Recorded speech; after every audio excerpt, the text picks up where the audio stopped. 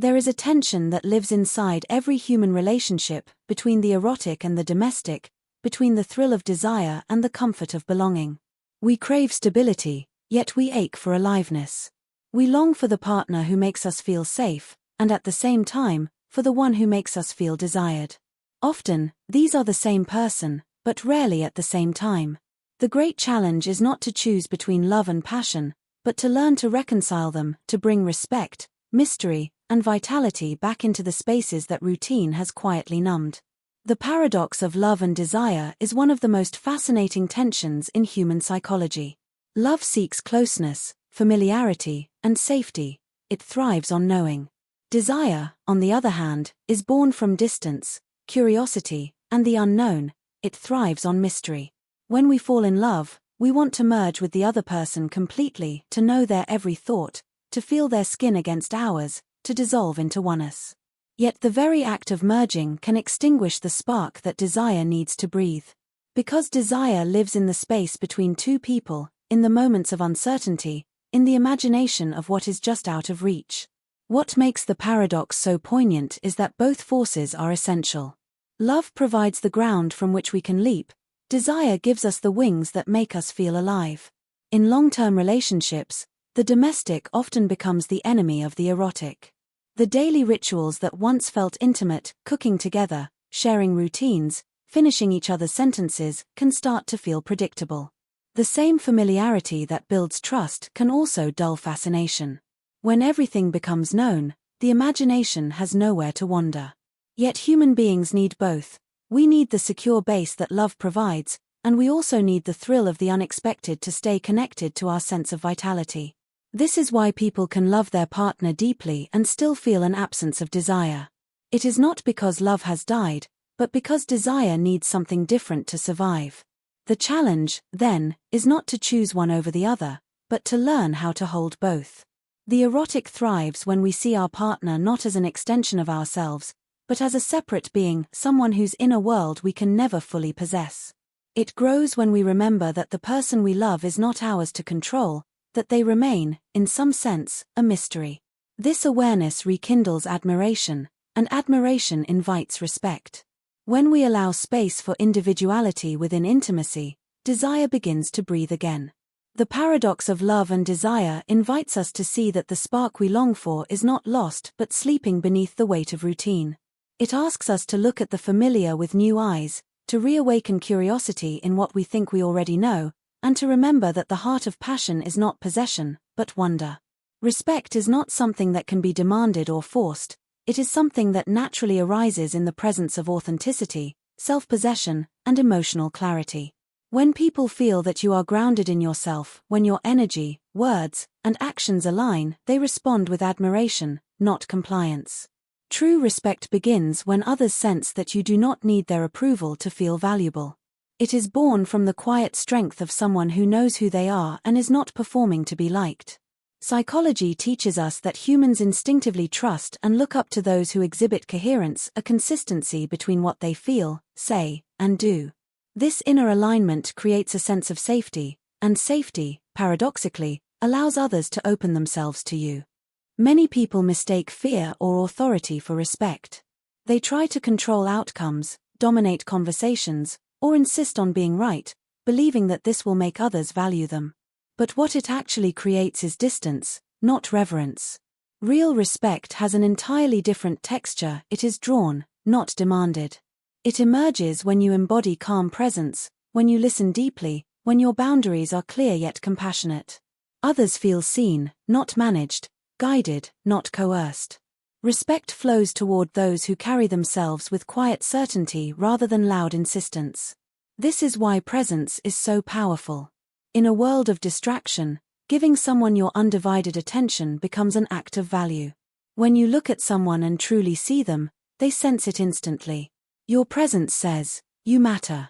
And because you have offered that without pretense, without expectation, they return it, they begin to respect you. Presence communicates self-respect first. It tells the world that you are not pulled apart by noise, that you have mastered your attention. From this mastery flows natural influence. Respect also thrives on boundaries. When you are able to say no with grace, Without guilt or aggression, you demonstrate emotional maturity.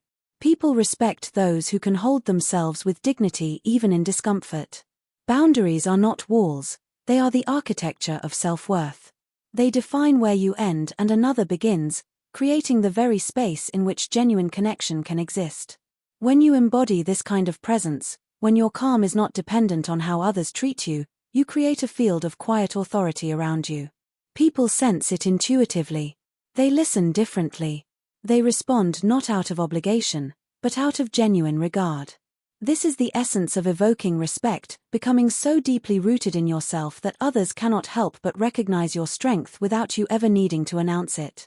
The psychology of admiration reveals something profound about human connection. We respect and desire those who appear self-possessed, alive, and engaged with their own vitality. Admiration is not born from perfection but from presence, from witnessing someone who radiates a sense of inner aliveness that cannot be faked. People are drawn to those who seem to have a spark, an energy that comes from being in touch with what excites them. This is not about arrogance or self-importance, it is about the quiet power of authenticity. When you are genuinely connected to your own passions, your own curiosity, your own growth, others naturally feel pulled toward you. They admire what you embody, a sense of freedom, confidence, and emotional depth. Psychologically, admiration and desire are linked to what researchers call vitality, the experience of being energetically alive, engaged, and self-expressive. When we see someone living fully, it awakens something dormant in us. Their energy reminds us of our own potential for expansion, for pleasure, for meaning. This is why admiration is such a potent force in relationships.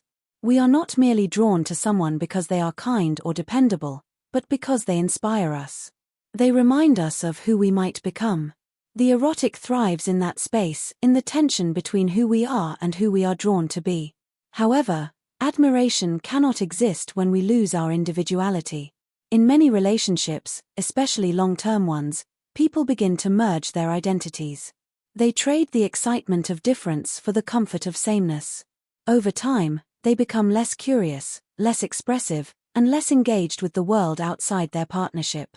But when one person maintains their own sense of direction, when they pursue their interests, nurture their independence, and stay emotionally alive, admiration continues to grow. It keeps the dynamic vibrant. It keeps respect alive. To be admired, one must cultivate a relationship with their own vitality. This means doing things not because they are expected but because they make you feel awake. It means having your own passions, your own friends, your own dreams that exist outside the relationship. It means staying curious about yourself, about life, about others. When you do this, you emit an energy that feels alive, unpredictable, and deeply attractive.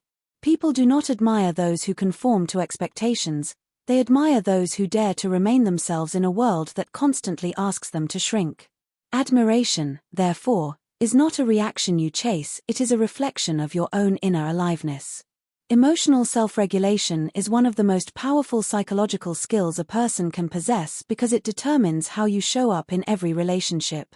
It is the ability to experience intense emotions without being consumed or controlled by them. When you master your internal world, you create an atmosphere of calm that others instinctively respect and feel safe around. People are not drawn to perfection but to stability, to someone who can remain grounded even when life becomes turbulent. Emotional regulation is not about suppressing feelings or pretending to be unaffected, it is about allowing emotions to move through you without letting them dictate your behavior. It is the art of responding instead of reacting. In relationships, moments of tension are inevitable. There will be disagreements, disappointments, and times when our triggers are activated. What separates maturity from impulsiveness is how we handle these moments. When someone reacts from anger, fear, or insecurity, they often escalate the situation, causing distance and mistrust. But when a person can pause, breathe, and choose their response with awareness, they shift the entire dynamic. This pause is the essence of emotional mastery. It communicates self-control, which psychology consistently links to respect and admiration. People feel safer and more open with those who can contain their own emotions rather than project them outward. Regulating your emotions also allows you to maintain clarity. When we are overtaken by emotion, our perception narrows, we see through the lens of hurt or frustration. But when we can hold our emotions gently, we see the bigger picture.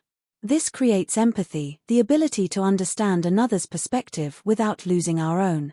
Emotional regulation, therefore, deepens connection while preserving individuality. It teaches others, through example, that calm is contagious, that conflict does not have to mean chaos, and that true strength is quiet.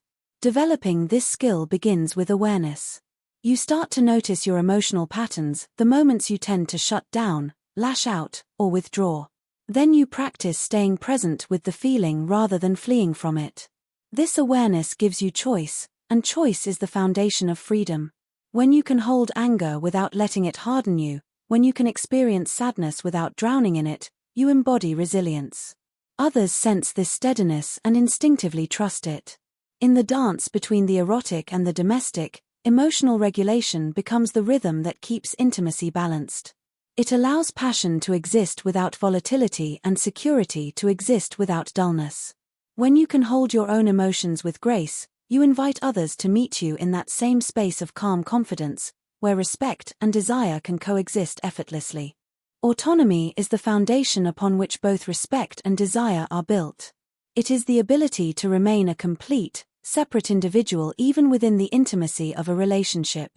Autonomy does not mean distance or emotional detachment, it means maintaining your sense of self, your own boundaries, passions, and identity while being deeply connected to another.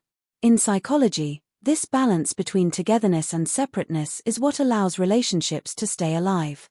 When two people merge completely, the comfort of closeness often replaces the excitement of discovery.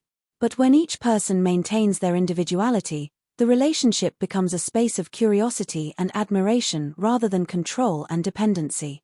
Respect thrives in the presence of autonomy because people naturally value those who have a clear sense of self. When you stand firmly in your own truth, when your happiness does not entirely depend on another person's validation, you become magnetic. You project strength and confidence, not from ego but from wholeness. Others are drawn to that energy because it represents freedom, the kind of freedom that allows love to be a choice rather than a need. Autonomy transforms relationships from a transaction of dependency into a union of two independent souls who choose each other again and again, not out of fear of being alone but out of genuine admiration. Desire, too, feeds on autonomy. It needs space to breathe. When everything becomes predictable, when you know every thought and anticipate every move, passion begins to fade. The erotic lives in the unknown, in the space where your partner still surprises you. Autonomy keeps that space alive. It reminds you that the person you love has their own world, their own thoughts, their own inner life that you will never fully own, and that very separateness is what makes them alluring. It is the mystery within the familiar that reignites desire. Autonomy also invites emotional maturity. When you take responsibility for your own happiness, you stop demanding that your partner fill your emptiness. Instead, you bring your fullness to the relationship. This shift changes everything. It replaces blame with understanding, control with respect, dependency with desire. The most fulfilling partnerships are those where both people are rooted in their individuality yet connected in mutual admiration. When autonomy is alive, love becomes expansive rather than restrictive. Each partner is free to grow, evolve, and explore, and that growth feeds the relationship rather than threatening it. It is within that freedom that both respect and desire flourish, where intimacy feels not like a cage but like an invitation to continually rediscover one another. Curiosity is the antidote to stagnation, the force that keeps relationships alive and vibrant. It is the willingness to look again, to ask questions even when you think you already know the answers, to approach the familiar with the eyes of wonder. In the beginning of love, curiosity comes naturally. Everything about the other person feels new, every glance reveals another layer of fascination. But as time passes and routine takes hold, curiosity is often replaced by assumption. We stop asking and start predicting. We believe we know the other person completely, and in doing so, we stop truly seeing them. Yet people are never static, they are constantly